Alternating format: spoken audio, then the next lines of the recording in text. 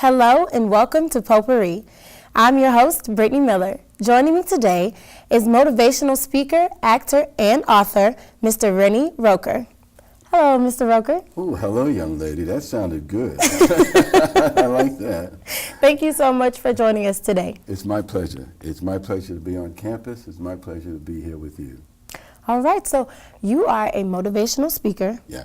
As well as an actor. Mm-hmm. So which one would you describe as your niche? Which one is your forte? You know, it's interesting. Some of us sometimes have had the good fortune to do several things. And in this case, actually being the actor and being the motivational person all seem to be wrapped into one, because every time I did a movie or a television show or something else, it enabled me the opportunity to do something for young people to get further in life. So most of your speaking has been for youth?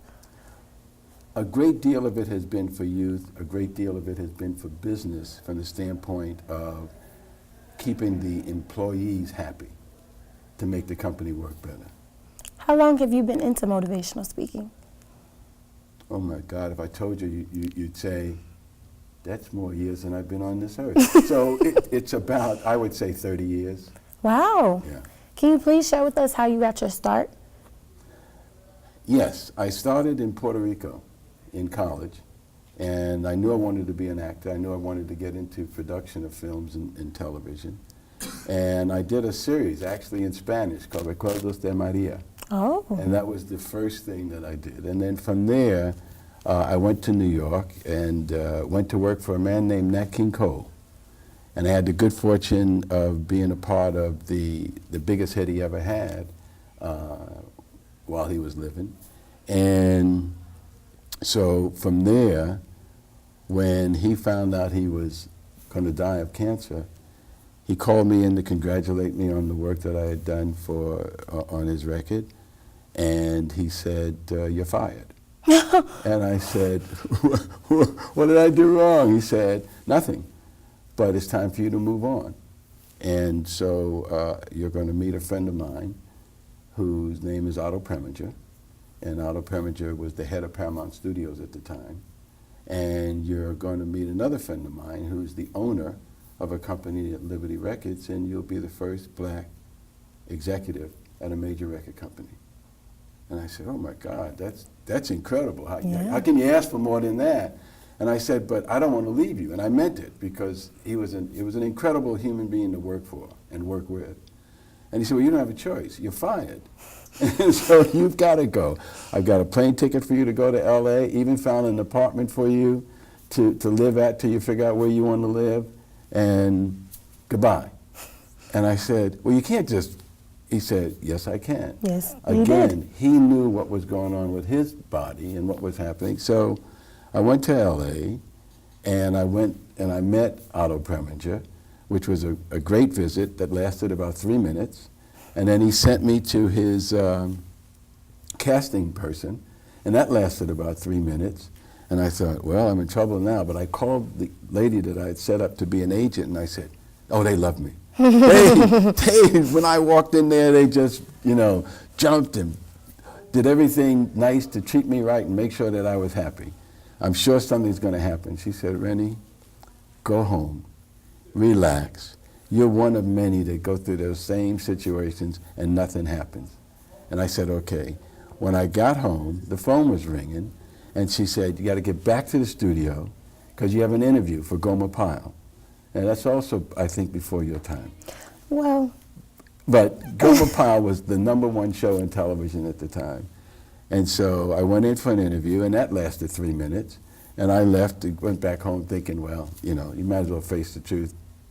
They're pleasing you, and that's the end of it. So I went home, got a call saying, "You have to be at the studio tomorrow morning at 6 o'clock. You're on Gomer Pyle." Oh, wow. Yeah, and it was that. I'd like to tell a story that, I was destitute and couldn't make it and all this kind of stuff, but everything flowed. Mm-hmm. Life was flowing, everything was going good. It was positive. Mm-hmm.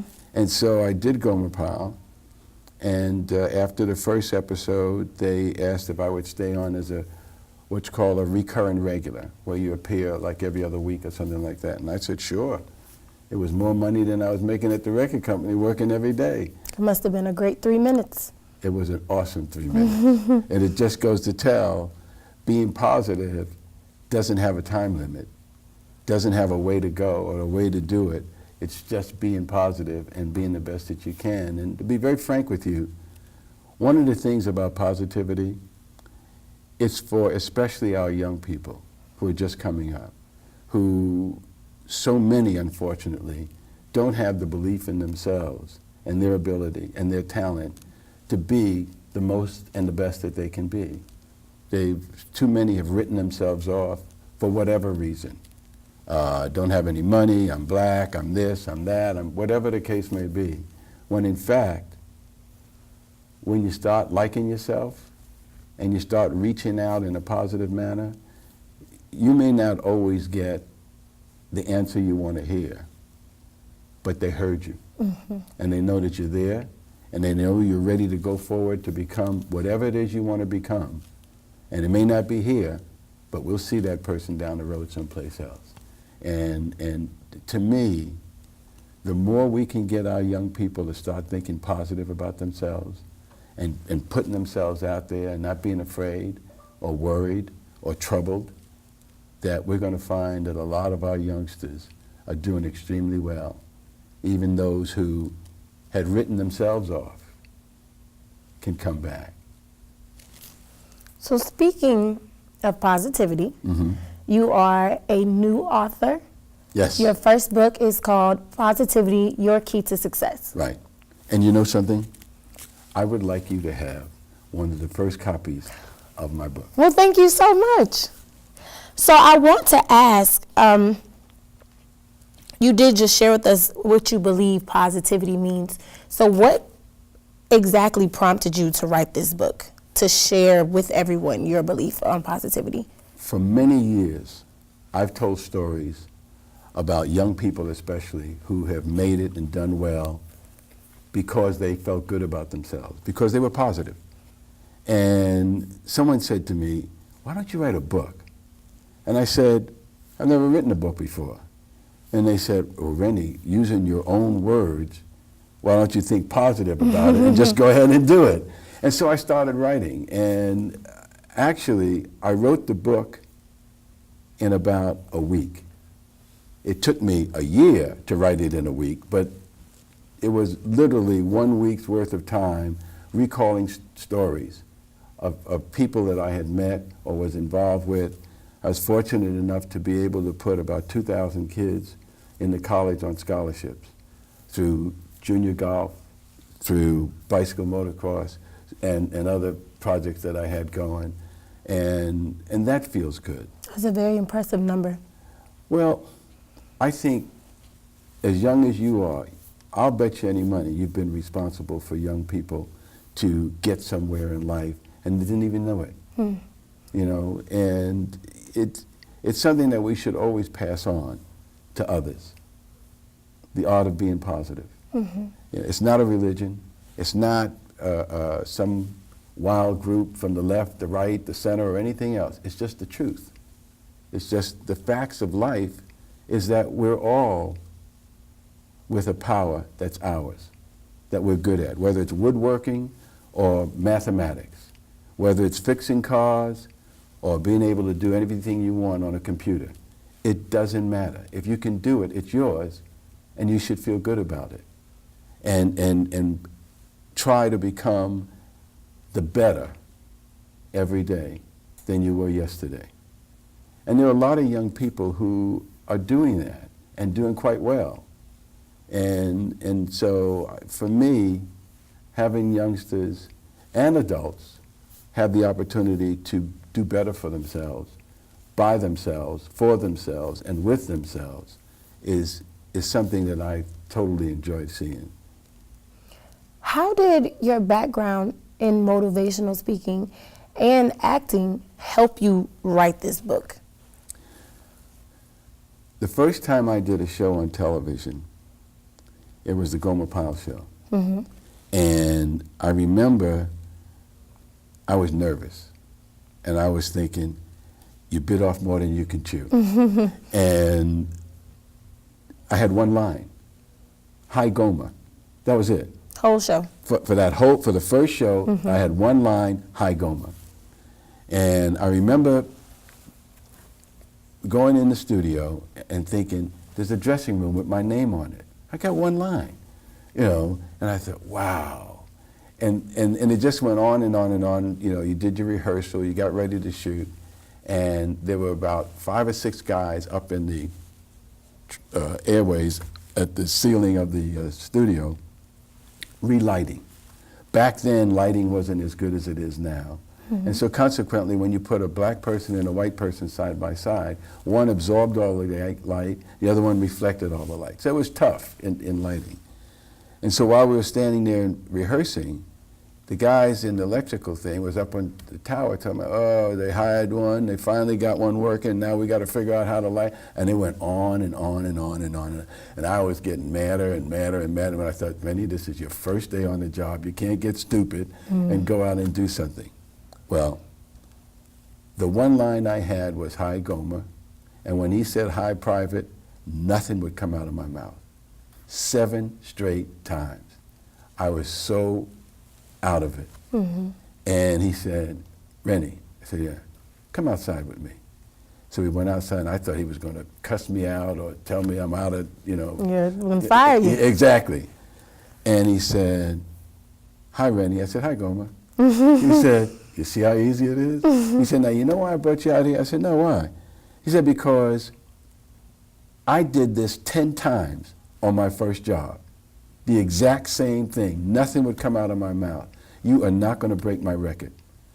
You're up to about 7 or 8 now, so I'm not letting you go any further. We're going to rehearse right here and get this done, and then go in and do it. And I said, okay. He said, Hi, Renny. I said, Hi, Gomer. He said, Hi, Private. I said, Hi, Gomer. So we did that about 2 or 3 times. We walked in, we did it, and I thought, all the time I was doing it, that's the beginning and the end of my career.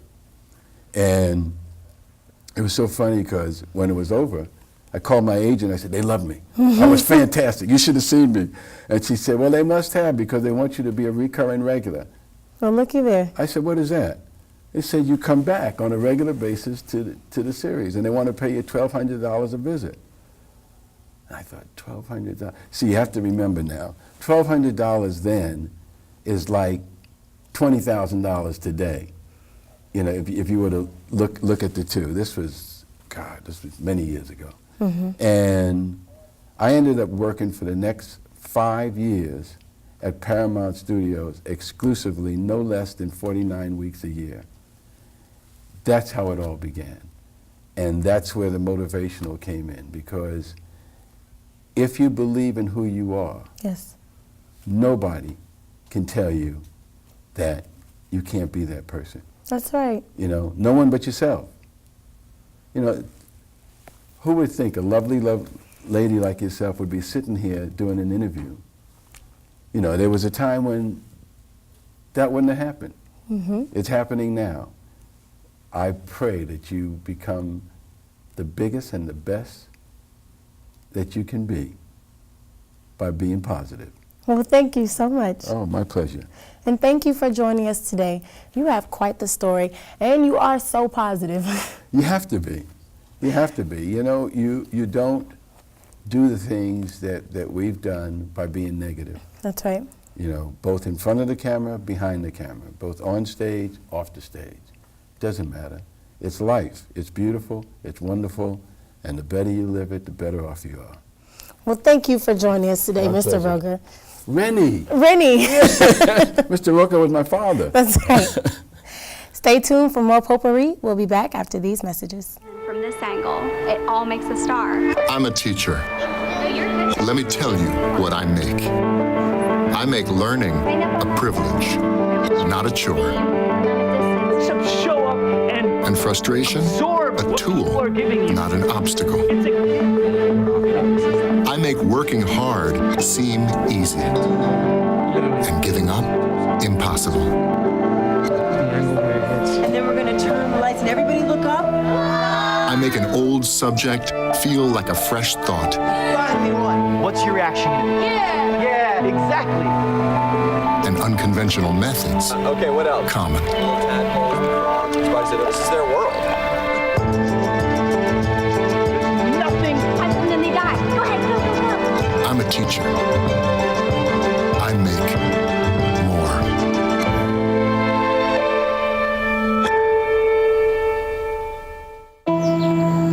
I'm only 17, but I know about investing. Believe in something, buy shares in it, watch it grow. So, what if you could invest in the future? The future of kids, like a stock. Not the kind of stock that's about making money, but a stock for social change. A whole new kind of investment called Better Futures. When you invest, it helps kids go to college. I could be one of the first college graduates from my family, the first philanthropist from my neighborhood. And if I'm the first, then maybe there's a second and a third. Believe in us, invest in us, watch us grow. My name is Sydney, and I'm your dividend.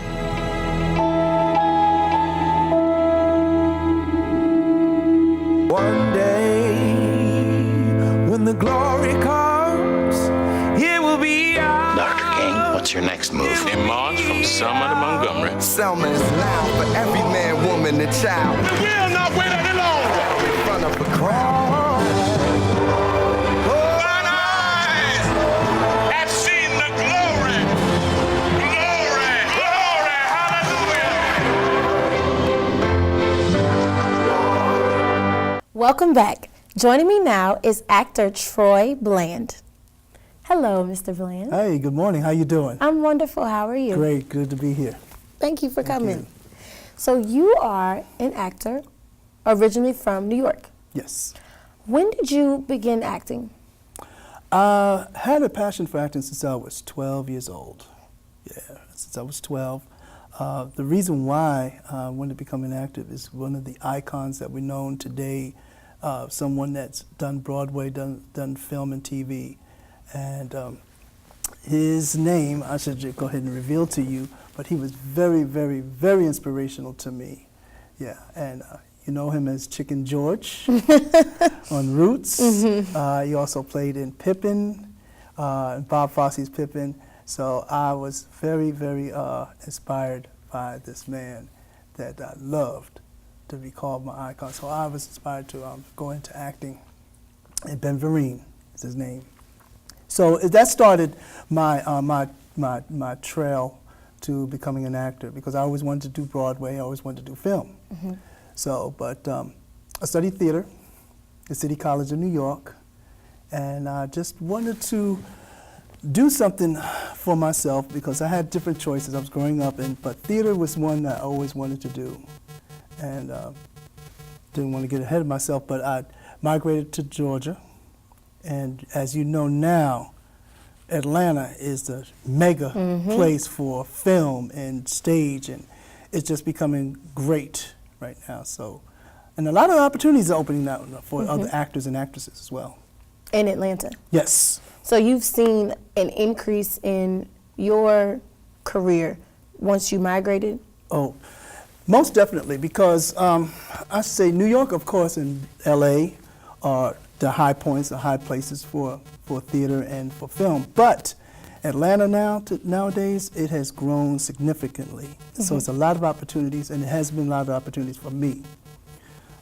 Not saying that I'm always chosen for a role, not saying I'm always get the callbacks, because you always get rejections. Of course.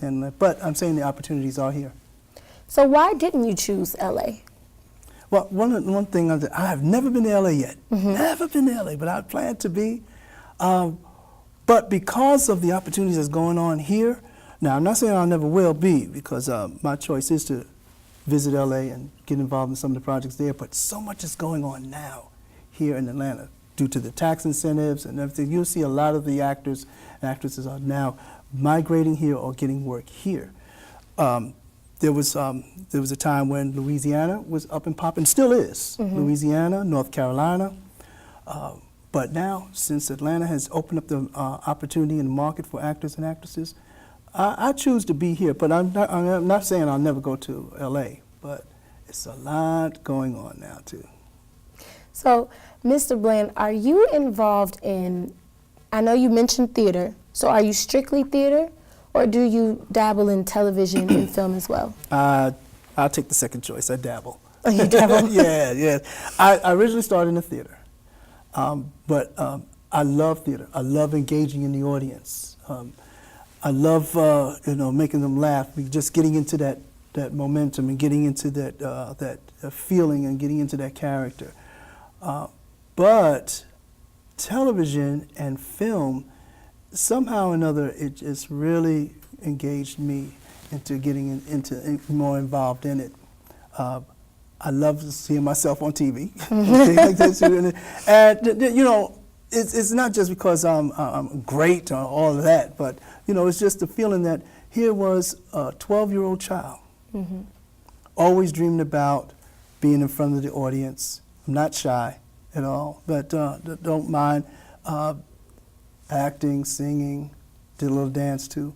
But now here I am, back in the day. But now here I am, approaching 54 years old. I can tell people, just keep on dreaming. Keep on dreaming, keep that hope alive. Always strive for perfection. Always try to make your dreams come true with the help of God as well too. Can you share with us some of the television shows or movies that you've been a part of? Oh, sure. Been a couple of small sitcoms, Devious Maids, Lifetime, it was on the Lifetime channel, Devious Maids, Drop Dead Diva. Oh, I love that show. Yes, I just had, time after time I was recurring on there too, different roles, like an officer or someone in the jury. But another one, I should say, was A Trip to Bountiful. Trip to Bountiful was a stage play with it was, oh my goodness, Cicely Tyson, who played the role of Carrie White, and she won a Tony Award in that. Well, they changed it from the Broadway play to a TV show, and it was filmed in Macon, and I was part of that crew, part of the cast, and it was awesome to be on that. It came on Lifetime show. And another big, thing that really involved, that I really was excited about, was when Selma came aboard. Selma, I was one of the protesters in there, featured protester in Selma, and to work with Oprah Winfrey and Carmen and the great David Oyelowo as Martin Luther King, it was awesome. And it was filmed here in Atlanta and also in Selma. But not only just being filmed here, but Academy Award winner, for Best Music. Wow, I mean that really put me on a high to be part of this momentous occasion here, because it marked the 50th anniversary, the 50th year since the March of Selma. So, but it was great. It was great. I was also seen on TV One's Fatal Attraction. Oh, okay. Yeah. See, I also was always placed in roles as the good guy, as the pastor, as the loving father. But here I was placed in a role as a killer. Oh, well, that's a change of direction. Yeah. I was a police officer that killed this girl, but it was an experience. It was an experience, and I was also seen on Nashville. But God is good, because He opened up these opportunities for me. And I just want to say this, is that, again, taken from a 12-year-old boy that had the dream to become an actor, and even though I had pitfalls and I had setbacks or I had rejections, even sometimes I put my dream on hold, it came back to me again. And now things are starting to come into fruition. Absolutely. So you've shared with us some of the roles that you've already played, like a murderer and a police officer. So what is your ideal role? What's the perfect role for Troy? I don't think there's a perfect role. I don't think there is, because acting is acting. And it doesn't matter what type of role. I mean, I love playing the different ones and being diverse. So I wouldn't say there is a perfect role for Troy, even though I would like to, play the loving dad, loving husband and all that. But no, I want to be diversified. Mm-hmm. And it's good because it gives you an actor experience, because what you're doing, you're trying to be someone that you're not to convince the audience. So there is no perfect role for me at all. So in being diversified, would you ever consider being maybe a director or a playwright? It came to my mind about it, but not as of yet. Mm-hmm. I'll be honest with you, not as of yet. Now, I don't mind sitting with playwrights and taking notes and everything, and the director, I may say this, though, I did co-produce a faith-based movie called The Book. Okay. Okay, now that was one of my high points as well as being on Selma. The book is about a lost book that was stolen, found, misplaced. Actually, it was the Word of God. Mm-hmm. And when this book, it's a mysterious book, is placed in the hands of someone that either finds it or, comes up with it, and they start to read it with faith, it changes their life. Well, I played a homeless guy by the name of Roscoe Devon, filmed here in Atlanta.